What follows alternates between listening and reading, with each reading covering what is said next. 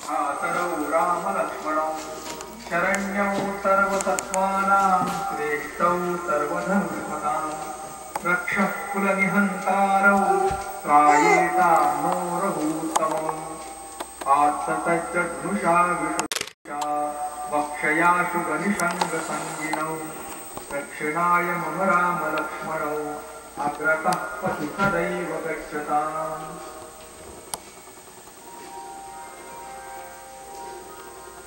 सन्नद्धः कवची खड्गी चापबाणधरो युवा गच्छन्मनोरथोऽस्माकं रामः पातु स लक्ष्मणः रामो दाशरथिः शूरो लक्ष्मणानुचरो बली काकुत्स्थः पुरुषः पूर्णः कौसल्येयो रघूत्तमः वेदान्तवेद्यो यज्ञेशः पुराणपुरुषोत्तमः जानकीवल्लभः श्रीमान् अप्रमेयपराक्रमः इत्येतानि जपन् नित्यं मद्भक्तश्रद्धयान्वितः अश्वमेधाधिकं पुण्यं सम्प्राप्नोति न संशयः।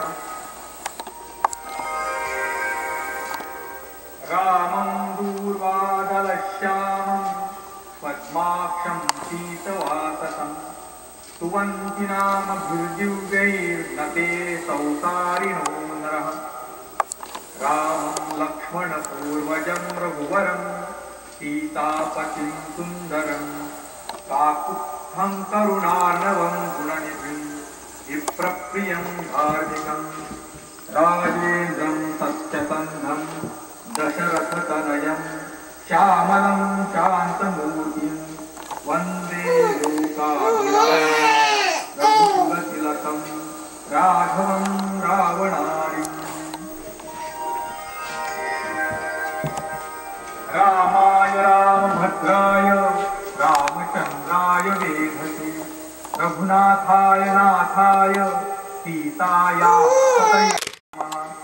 श्रीराम राम रघुनन्दन राम श्रीराम राम भरताग्रज राम राम श्रीराम राम रणकर्कश राम राम श्रीराम राम शरणं भव राम राम श्रीरामचन्द्र चरणौ मनसा स्मरामि श्रीरामचन्द्र